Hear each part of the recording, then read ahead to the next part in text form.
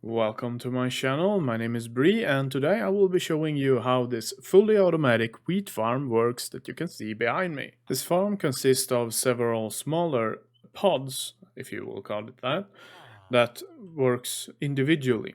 Each of these pods can vary in length and width, however the farm must be centered around the composter. You cannot go further than, I believe it's 9 blocks in each direction. However, it can't be all too wide because you also need to allow the water to flow correctly in here. As you can hear, my dear friend the villager is almost ready to do his work for the day, so we will give him some seeds and he should get to work. And naturally I have made it so you can open the door and allow him to get to work. I will also be increasing the tick speed with the help of the carpet mod. Tick warp 24,000. And as you can see, he will be doing a lot of work here. And this is all during one day. As you can also see, he's already done with all the seeds. He actually has more space to put down seeds, so if you want to expand on this farm, it is indeed very possible to do so. And now he seems to be done with the actual planting of the seeds and he has gone to bed. So I will be closing the door now and also 0, and then the tick warp is done. So what we now have here is a fully stocked farmland filled with seeds to the brim, and we got the villager locked away. He will not be able to harvest these seeds and steal them for himself, which is the point of this farm. Now, the big trick of this farm is to allow the seeds to grow on themselves without any villagers interfering. And to do that, we lock him away, and we lock him away for about 5 days. It's probably possible to do it in less or more, depending on how wheat actually works. From my testing, I have only found that 5 days is just about right to get most of the seeds to turn into fully grown wheat. So if we increase the tick warp again, 96,000. And let's just watch the magic happen. And as you can see here, the wheat steadily but surely grows, while the villager is locked away and can't do anything about it, leaving your wheat alone. It seems the tick warp has stopped, but let's do another at less time. You see the farm is mostly done. And the light also helps. There's you need a light level of level 9 on all of the cropland in order to make sure that the crops are always growing whether it's night or not.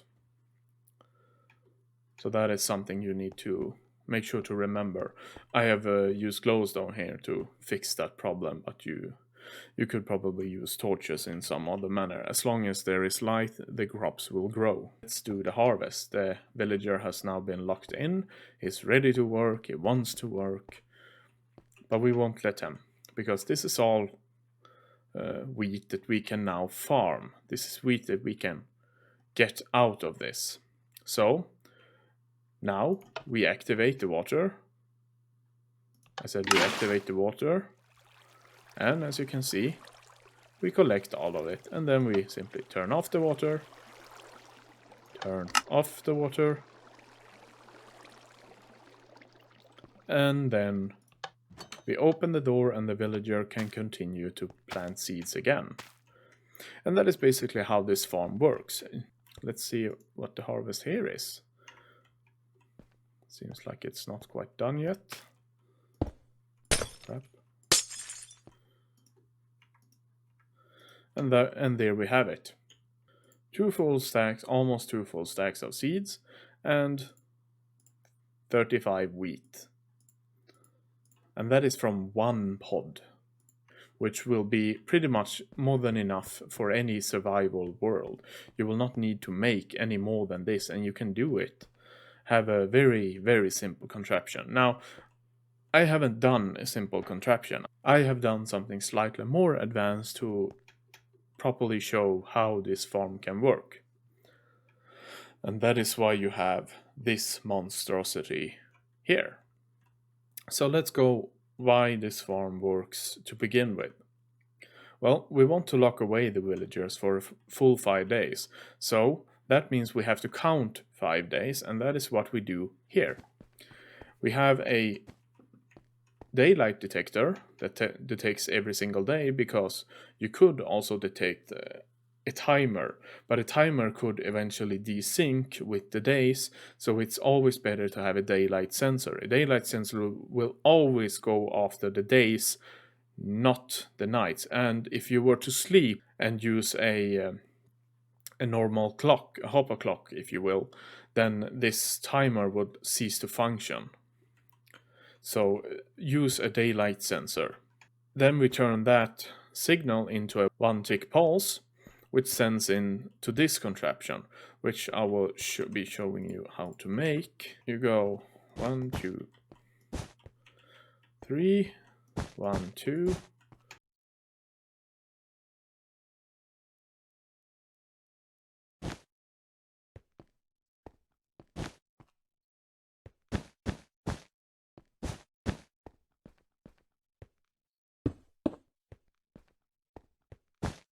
And that is essentially it.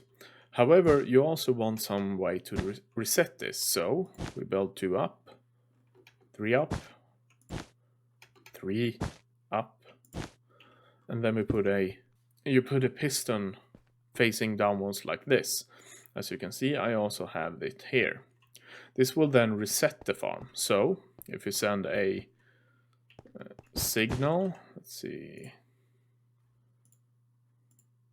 So we send a signal that will send the piston up, thus allowing a signal to go through this block. So if we continue to make a second part like this, like so, you will see it will now take the signal. And let's add the other parts here, like so. And here you can see why we have this block here. So we will be putting that one there. This cuts off that signal. And then we'll put down one there, and one there, one there, and one there. Right, this one needs to go down. There we go, and there, and so. Now, here is the reason why you need a 1-tick signal. By putting a continuous signal in, you will see that it activates instantly all of these. So that's why we will need a 1-tick signal. And that is what we build here. So let's add some brown wool. And let's make a 1-tick signal. And for that we will need a so. Probably a better way to do this, but this is the way I know how to do it.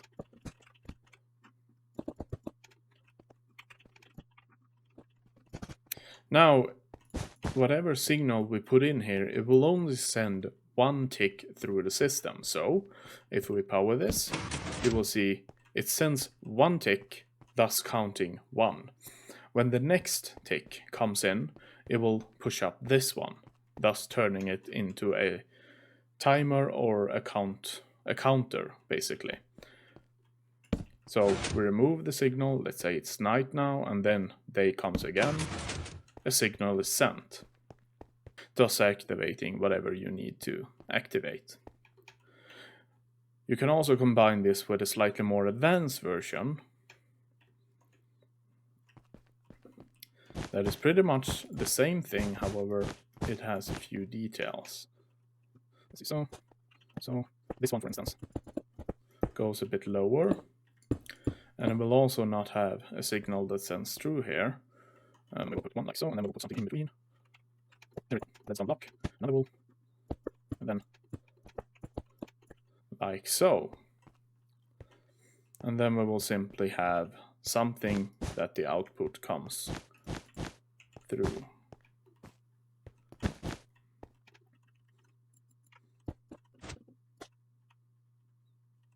And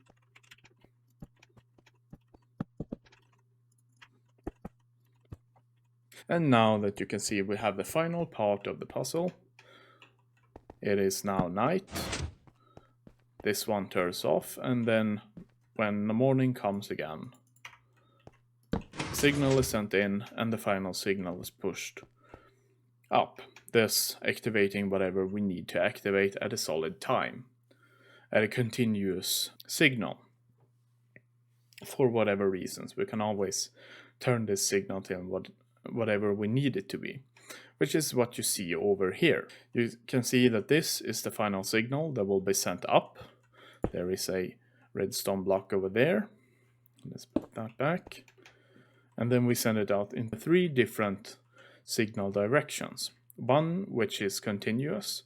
This is what opens the doors. I think the magenta the magenta road is what opens the doors, and it will keep open the full day.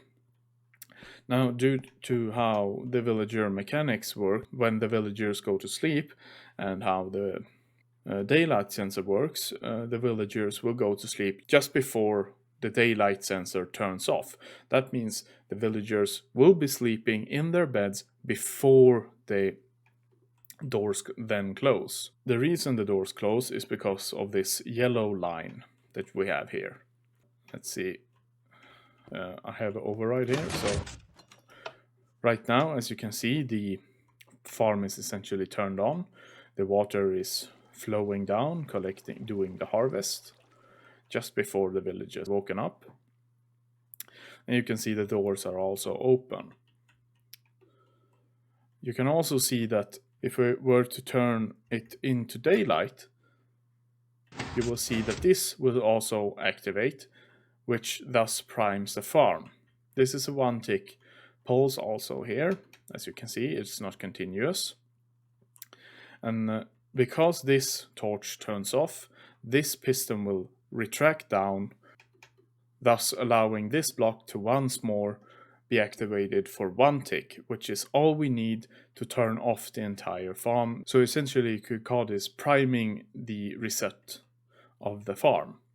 And you can also see these 2 buttons. Override, I can launch harvest day immediately, and I can also reset everything, thus closing everything. You will also see that the doors close and it is time for bed essentially. But you can also see that the villagers are still out here. And that is a problem, because if they are out there, they are not locked inside. And to fix that, we have a simple pressure plate over here that's very invisible. It's also better to have a sign here to protect. A thing I really ought to go into is the ideal room for the villagers. A room that they will always go into, no matter what. And how to create such a room is basically something like this. And if you take an overview, you will see it's not too big, it's not too small, but it is something we can lock. And we can lock in the villagers in. You see these 3 trapdoors here. They are only there because the villager doesn't see them as actual blocks. The villager sees these as air blocks.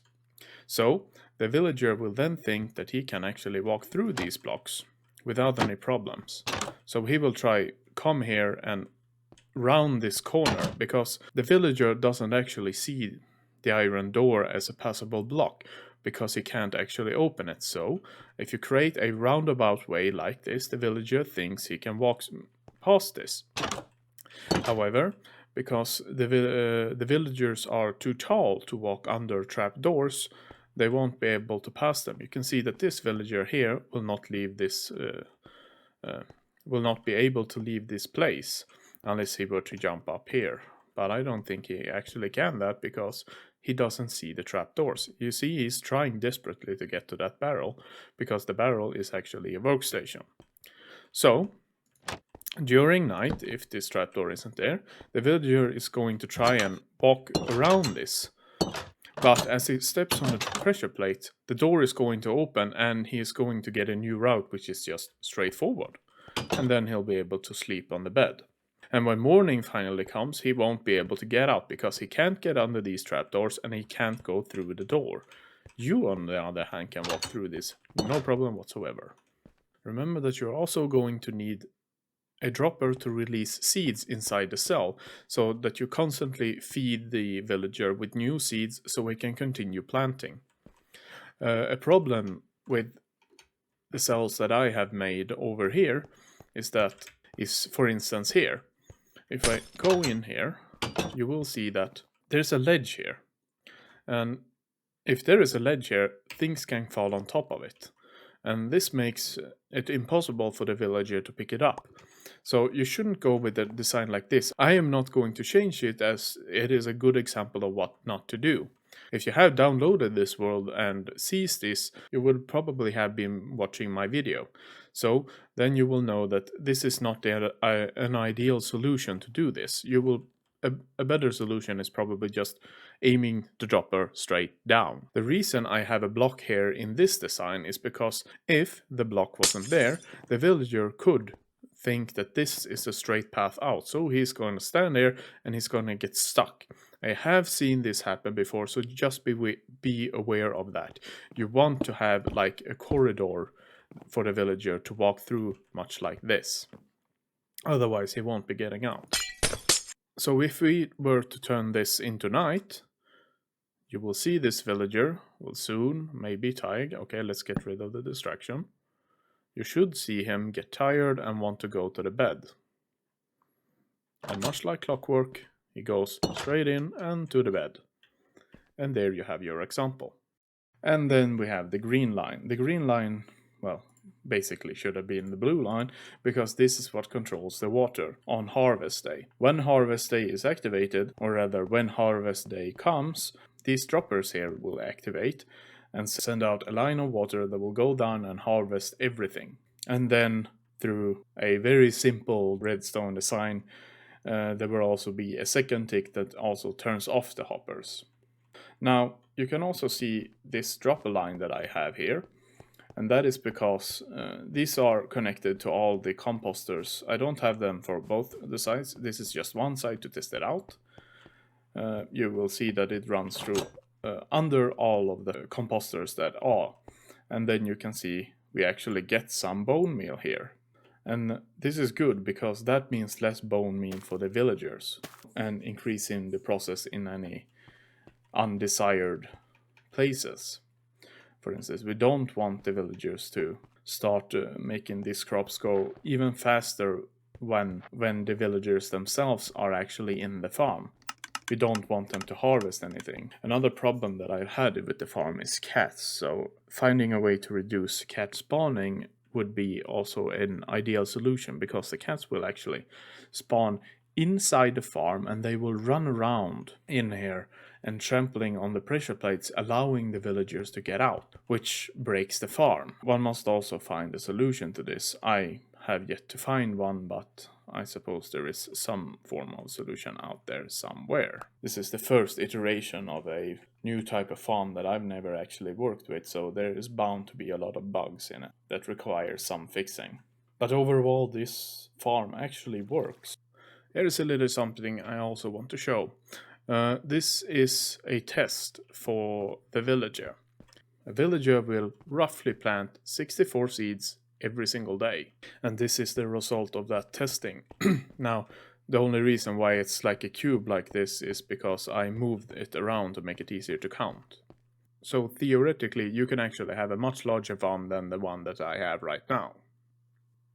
And that is it. If you liked the video, please leave a like, and if you have any questions at all, do comment them down below and I will do my best to answer them. Have a good one!